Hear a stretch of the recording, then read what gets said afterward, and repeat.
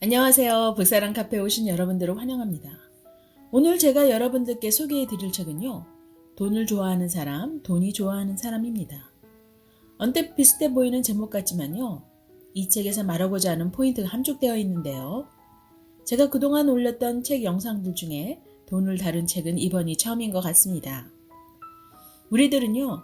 인생에서 대부분을 돈에 관련된 생활로 시간을 보내면서도요. 정작 돈에 대해 진지하게 생각해 보지는 않습니다. 이토록 실생활에 꼭 필요한 돈을 안타깝게도 가정이나 학교에서 돈이 무엇인지에 대해 정확하게 교육을 받지 못해서요. 성인이 되어 한 번쯤은 돈 문제로 인해 시행착오를 몸소 겪은 후에야 조금씩 돈에 대해 알아가는데요. 돈을 다루고 쓰는 것으로도요. 그 돈을 쓴 사람에 대해 알 수 있다고 합니다. 예를 들어 돈을 쓴 내역서를 보면 그 사람의 식생활, 취미, 소비 태도, 독서량, 건강, 인간관계 등 모두를 파악할 수 있다고 하는데요. 바로 이 책의 작가님이신 사쿠라가와 시니치 씨는요. 가난은 사고방식이나 행동 습관에서 오는 생활습관 질병이라고 책의 서두에서 말하고 있습니다. 이처럼 가난을 생활습관 질병이라고 할 수 있는 것은요. 식사 습관을 바꾸고 생활 리듬을 정돈하고 운동을 하는 것으로도 컨디션이 크게 개선되는 것처럼요. 가난도 생활 습관을 바꾸면 반드시 고칠 수 있다고 합니다. 작가님은요. 그저 평범한 회사원이었다고 하고요. 입사 초에는 일이 재미있어서 잠도 안 자고 밥도 거르면서 일을 했다고 하는데요. 점점 상사와 부딪히는 일이 생겨났고요. 일에 대한 흥미도 없어지면서 퇴근 후 술자리를 자주 갖게 되었다고 합니다. 결국 회사로부터 짐짝처럼 취급을 받게 되었다고 하는데요. 그러면서 돈도 헤프게 쓰게 되고요. 저금을 전혀 하지 못한 채 신용카드 현금 서비스로 1년을 겨우 버텼다고 합니다. 그러한 상황에 형네 회사에 본인이 서준 보증이 회사가 부도가 나면서 한순간에 30억 원, 즉 미화 300만 불이라는 빚을 떠안게 되었다고 합니다. 보증만 문제가 아니었고요. 아버지께로 물려받은 오래된 빌딩에 입주한 회사 사장이 임대료를 수개월 지불하지 않은 채 야반도주를 했다고 하고요. 또한 동시에 부모님 댁에 도둑이 들어와서 금품을 갈취하는 등 한꺼번에 가난이 작가님에게 몰려왔다고 합니다. 밀어닥치는 가난의 파도 속에서요. 필사적으로 노력해서 가난에 먹힐 뻔한 보증인 입장에서 탈출했다고 하고요. 역전해서 부자가 되는 방법을 찾아냈다고 하는데요. 그러면서 업무 관계로 알게 된 지인 부자들 몇 명의 행동 습관을 관찰하게 되었다고 합니다. 점차 그들의 사고방식과 행동 습관에는 가난한 이들과의 소소한 차이가 있음을 알게 되었다고 하는데요. 바로 일상생활의 소소한 변화가 부자가 되는 출발점이었다고 합니다. 작가님도 그들의 사고와 행동들을 배우면서요. 바뀌기 시작했다고 하고요. 돈을 벌어서 부동산과 주식에 투자해 지금은 오히려 300만 불 이상의 자산을 보유하게 되었다고 하네요. 그러한 가난한 사람들과 부자들의 사고와 생활 방식을 이 책에서는 짧은 40개의 목차로 나눠서 말하고 있는데요. 그중 몇 가지를 여러분들께 소개하고자 합니다. 쇼핑을 할 때 무심코 나눗셈을 하는 습관이 있으신가요? 요즘 세상은 너무 편리해져서요. 마트나 온라인 쇼핑 등 거의 모든 쇼핑이 카드로 지불하는 것이 당연해졌는데요. 클릭 몇 번만 하면 구매한 물건이 순식간 결제가 되고요. 딜리버리, 즉 배송창이 바로 뜨는데요. 참 편리하죠. 또한 한 번에 지불할 사정이 못 되면 몇 개월, 더 나아가서는 몇 년 무이자 프로그램도 아주 많은데요. 매달 지불하는 돈을 전체 액수 외에 나눗셈으로 해서 생각해보면 얼핏 합리적인 가격으로 보입니다. 이러한 나눗셈 함정에 빠지게 되면요. 고액의 빚도 가볍게 보인다고 하는데요. 가난한 사람이 무심코 빠지기 쉬운 사고방식이라고 합니다. 신용카드뿐만이 아니라 자동차 구매, 주택대출 모두 이에 해당되고요. 지금보다 조금 바짝 아껴 생활하면 지불할 수 있다는 생각 때문에 이러한 함정에 빠지기 쉽다고 하는데요. 물건을 파는 쪽도 나눗셈한 숫자만 강조해서요. 사는 사람의 마음에 부담을 덜어 구입을 유도한다고 합니다. 특히 미국에 사시는 분들은 더욱 잘 이해하시리라 생각되는데요. 이곳은 모든 제도가 거의 매달 지불하는 페이먼트 제도가 많아서요. 이런 농담도 있죠. 청구서 즉 비를 평생 지불하면서 빌빌거리며 살다가 죽는다는 말이 있습니다. 부도난 형네 회사도 여러 금융기관에서 대출을 받았다고 하고요. 도산 후 회사 격리 상황을 살펴보았더니 소액 융자를 여러 군데서 받았는데요. 빚으로 빚을 막는 상황이었습니다. 가난한 사람이 나눗셈으로 생각하는 데 비해 부자는 곱셈으로 생각한다고 하는데요. 주택 대출로 비유하면 가난한 사람은 나눈 금액으로 적다고 판단하지만 부자는 이자를 곱해서 총액으로 판단한다고 하네요. 저금할 때도 곱셈으로 생각한다고 하고요. 매달 30만 원으로 저금하면 1년에 360만 원, 10년이면 3,600만 원이라고 하고요.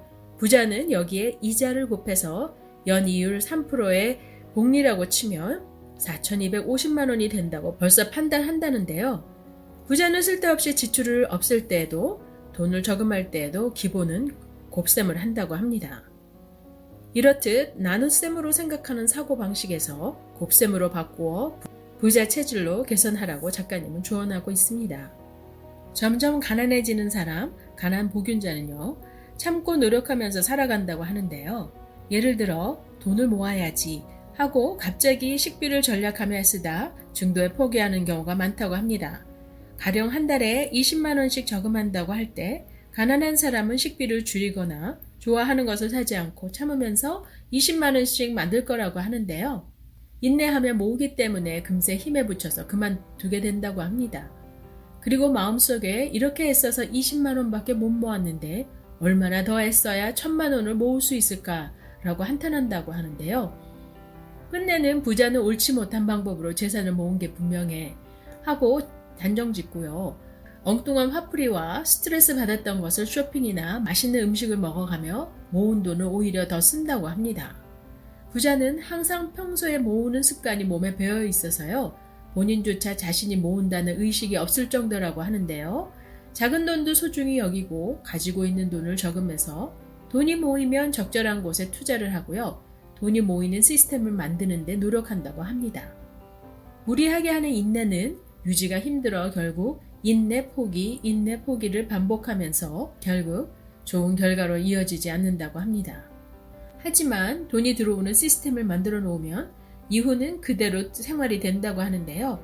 작가님도 지금의 금요와는 별개로 부동산 수입이 정기적으로 들어온다고 합니다. 용을 써도 오르지 않던 금요에 비하면요.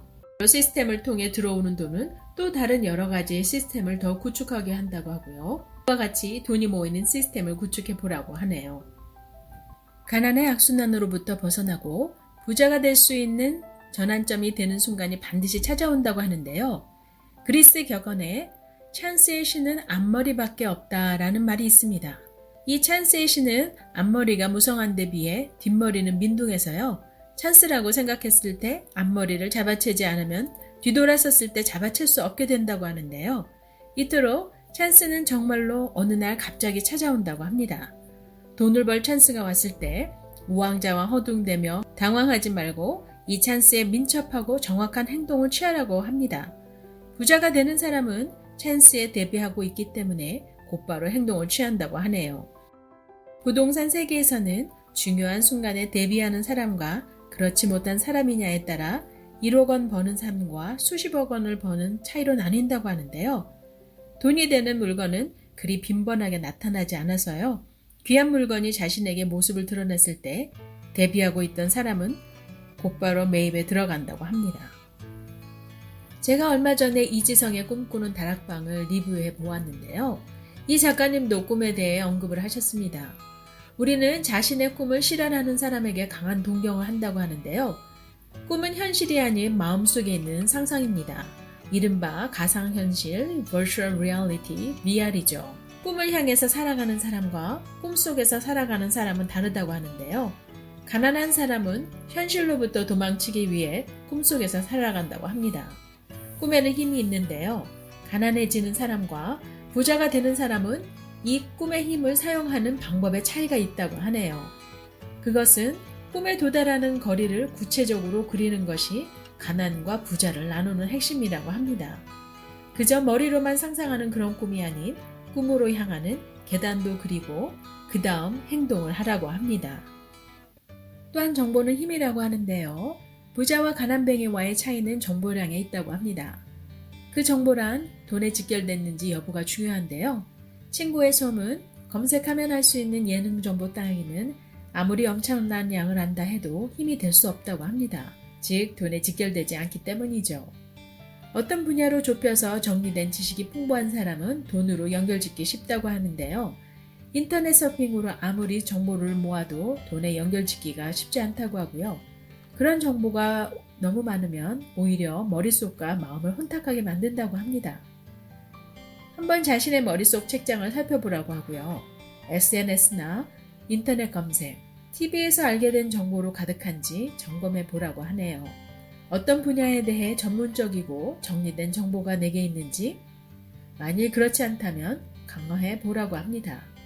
부자가 되려면 정보를 보고 인풋해서는 안 되고요. 반드시 아웃풋해서 형상화해야 한다고 하는데요. 주식을 해보고 싶다면 소액이라도 좋으니 사보라고 하고요.